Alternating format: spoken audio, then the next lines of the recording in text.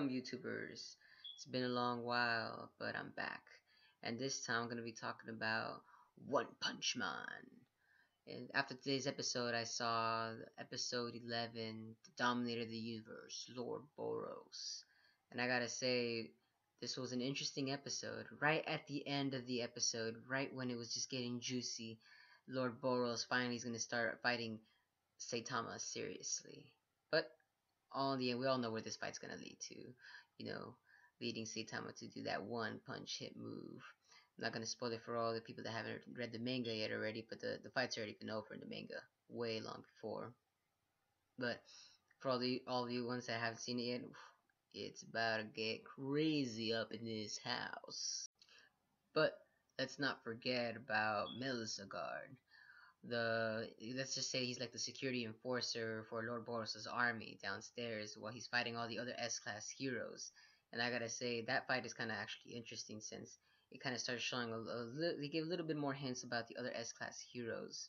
Like my favorite character that finally came in out of the S-class heroes, Metal Bat, finally comes into the scene with his infamous Metal Bat. He's gonna be start crushing Melzigard, even though it's gonna be for a little bit of short screen time because it's really early in the series. But as the series progresses, he's gonna continue to show more and more of how dangerous he can be and how he even got to an S class just by swinging his metal bat.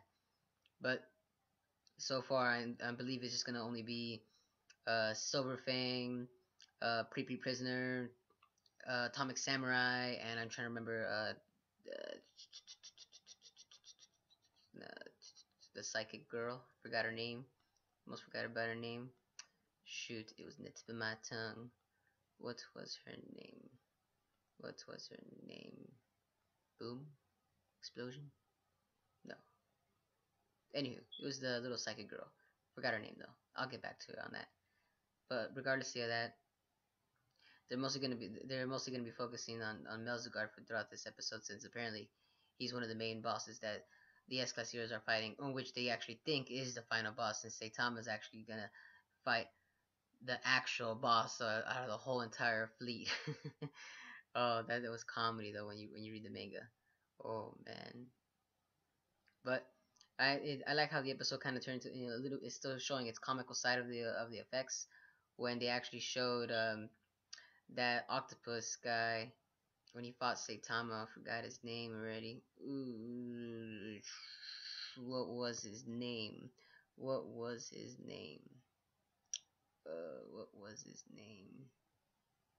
What was his name?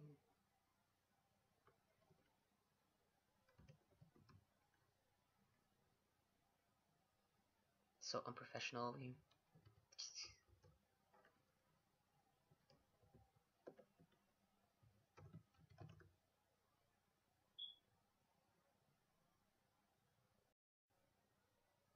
Oh yes, it was Griangashuk.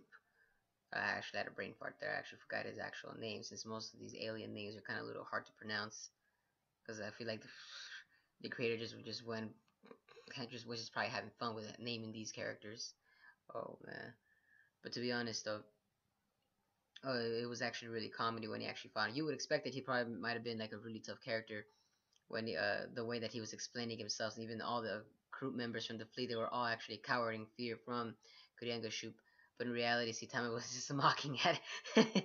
Even psychic powers are no match for the Lord and mighty Saitama right there. Oh man. Instead of a one punch, he actually takes him out with one swing of a rock thrown at his face. Oh wow. And Saitama was probably just having fun right there, just checking to see how strong these guys really are to try to take over the world when he's around. Oh, but the show actually took a little more serious tone right when Saitama was actually confronting Lord Boros, as he actually confronted him in a more professional manner, unlike all the other people that or monsters that he's actually faced. He actually was always just telling them, "Oh, I'm just a hero for fun. Oh, this is just a hobby. It doesn't really matter." With Lord Boros, he actually took him serious and actually respected him, telling him, "Oh, I came here as a professional hero. I'm actually here to stop you." That's how you know Lord Boros is actually one tough cookie right there to handle. But that's how you know Lord Boros is gonna give you one good of a fight in the next episode. Ooh, man. Man, oh man.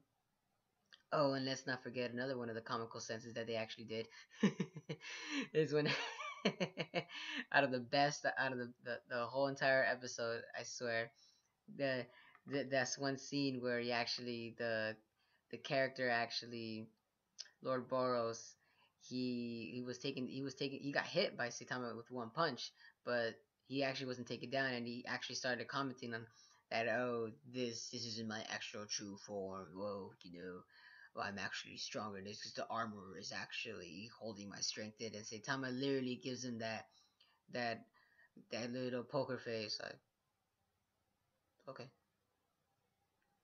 and what? Oh man, that is just too comedy right there, to be honest. Oh man, out of the whole scene, and while Lord Boros is actually powering up to fight Saitama, Saitama's still holding that poker face, like, okay, you seem a little flashy there, but is this really what you all you have? Like seriously, you could do a little better than this. That's what I'm assuming that what Saitama was going through his mind when he was actually witnessing this power rise in Lord Boros, though. But in reality, we all know that Saitama is really just like, why can't you just fight me from the series from the beginning if I'm apparently you're this all powerful creature? But in reality, this episode was actually pretty interesting. Actually, all episodes of One Punch Man are really well paced, really down to the action and straightforward. The pacing is that's why I think the One Punch Man is doing really good so far, is because of the way that the producers actually made the series on how well paced it is throughout. Though it's not too fast yet not too slow, just gets down right to the point, right there and then. No fillers. Of course, they add a couple little extra scenes, in case just to make sense of the setting. But in general, the whole all the episodes of say One Punch Man are actually very well paced, and they're actually sticking true to the manga too, which is another good thing about One Punch Man is that they really actually stick to the main arcs and stick to one's drawings, which is actually pretty good too, to be honest.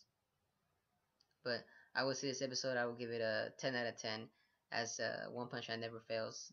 It never fails to surprise you. You could watch this episode as many times as you want, and it'll still be comical every time. But I would say that's about it for today, guys, as it is 4 o'clock in the morning right now. So leave a comment and subscribe to see if you want any more action going down here in my webpage. Yo, peace out.